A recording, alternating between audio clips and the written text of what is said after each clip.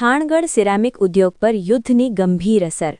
ગેસના ભાવ વધારા અને નિકાસ ઠપ થતાં ઉદ્યોગકારો ચિંતામાં.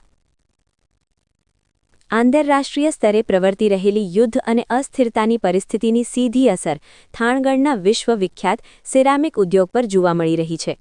પાંચાળ સિરામિક એસોસિએશન વિકાસ ટ્રસ્ટના નેજા હેઠળ યોજાયેલી ઉદ્યોગકારોની તાકીદની બેઠકમાં મોંઘા ગેસ અને એક્સપોર્ટ લાઇનો બંધ થવા અંગે ગંભીર ચર્ચા કરવામાં આવી હતી.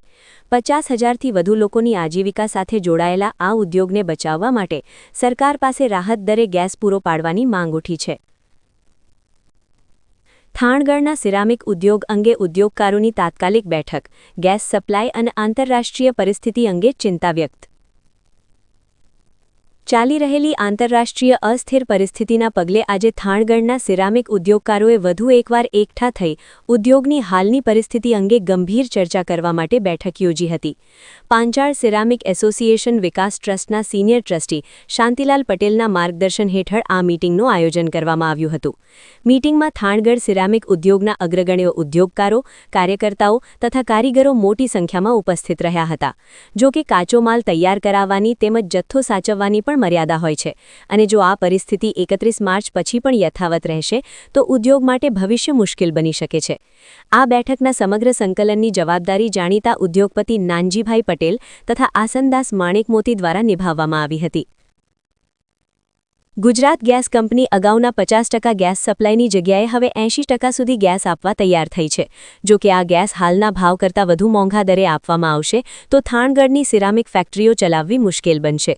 તેથી સરકાર પાસે માંગ કરી છે કે ઉદ્યોગને જીવંત રાખવા માટે શક્ય તેટલો ઓછો ભાવ વધારો કરીને 80% સુધી ગેસ સપ્લાય ઉપલબ્ધ કરાવવામાં આવે તેવી માંગ સિરામિક એસોસિએશનના પ્રમુખ સુરેશભાઈ સોમપુરાએ જણાવ્યું હતું. સિરામિક ઉદ્યોગના કારણે પ્રત્યક્ષ અને પરોક્ષ રીતે 50,000 જેટલા લોકોને રોજગારી મળે છે. કોરોના કાળ દરમિયાન પણ ઉદ્યોગકારોએ કારીગરોને રોજીરોટીનો વિચાર કરી તેમને સાથે રાખવાનો નિર્ણય કર્યો હતો. અત્યારની પરિસ્થિતિમાં પણ કોઈ કારીગરને અમો રજા આપવાના નથી. સિરામિક ફેક્ટરીઓમાં કાચો માલ તૈયાર થતો હોય છે.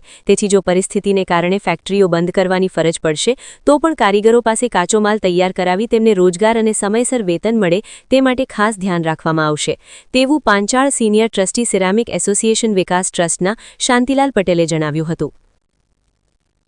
થાણગઢના સિરામિક ઉદ્યોગનું આશરે 50% ઉત્પાદન એક્સપોર્ટ થાય છે.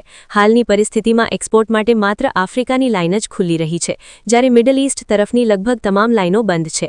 તેથી આંતરરાષ્ટ્રીય પરિસ્થિતિનું વહેલી તકે નિરાકરણ આવે અને અગાઉની જેમ શાંત અને સ્થિર સ્થિતિ સર્જાય તેવો આશાવાદ વ્યક્ત કરવાની સાથે ઉદ્યોગપતિ સંજયભાઈ બદરખિયાએ પ્રતિક્રિયા આપીને વધુ જણાવ્યું હતું. રિપોર્ટર સમય 24 ન્યૂઝ, થાણગઢ. હું મયુર જીતેન્દ્રભાઈ દોશી થાનગઢમાં પેરેડાઇઝ યુનિટ ધરાવું છું અને અત્યારે જે હાલની પરિસ્થિતિ છે એ ઘણી વિકટ બનતી જાય એવું લાગે છે. હાલ અત્યારે સિરેમિક એસોસિએશનની વાત કરીએ એ મુજબ 50% અમને ગેસ વાપરવાનું પહેલાં કીધું હતું, અત્યારે 80% કીધું છે. પણ 80%માં શું પ્રાઇસ છે એ સ્ટેબલ નથી. અત્યારે ક્યાં ભાવે આપશે એ નક્કી નથી. તો અમારી સરકારને પહેલી વિનંતી છે કે 80% છે એ કન્ટિન્યુ જેમ ગવર્મેન્ટના 6 મહિનાનું કીધું છે તો આગળ જ્યાં સુધી ચાલે ત્યાં સુધી 80% અમને અત્યારના રનિંગ ભાવે મળે.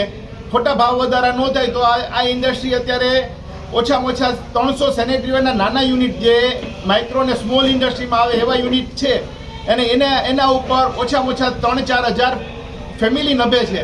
તો આ 4,000 ફેમિલીની રોજીરોટીને અસર ન પડે એના માટે સરકારને જો શક્ય હોય ત્યાં સુધી અમને 80% તો 80% કન્ટિન્યુ સપ્લાય મળે અને જે રનિંગ ભાવ છે એ ભાવે મળે એવી વિનંતી કરવામાં આવે છે. અત્યારે પરિસ્થિતિ અમારી વિકટ તો થઈ જ ગઈ છે કારણ કે અમારી સપ્લાય જે છે એ બંધ થઈ ગઈ છે.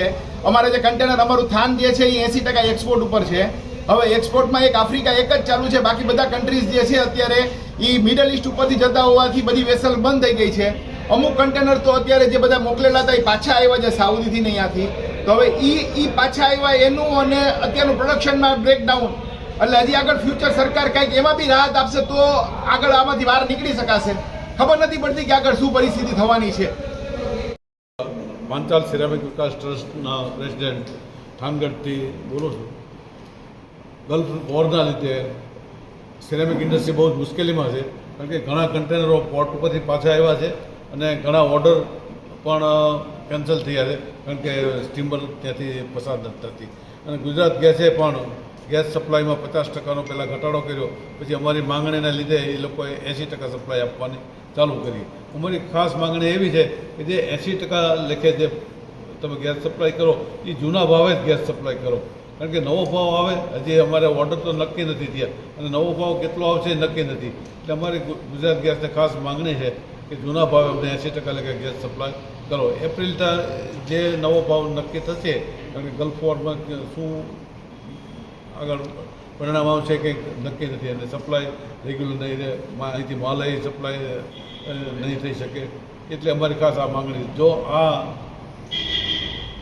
નવા ભાવ જો બહુ વધારે ન હોય અને જો બહુ વધારે હશે તો સિરેમિક ઇન્ડસ્ટ્રી ચાલી શકે એવી સ્થિતિમાં નહીં રહે, કારણ કે કોસ્ટિંગ જ એટલું ઊંચું જાય છે કે માલ વેચાઈ નહીં શકે. એટલે ઓટોમેટિક ધીમે ધીમે આ ગેસ સિરેમિક ઇન્ડસ્ટ્રી બંધ થઈ ગઈ છે. અત્યારે ઇન્ડસ્ટ્રીનો જે તમે માલ ઉત્પાદન કરો છો તે કેટલા કન્ટ્રીમાં જાય છે?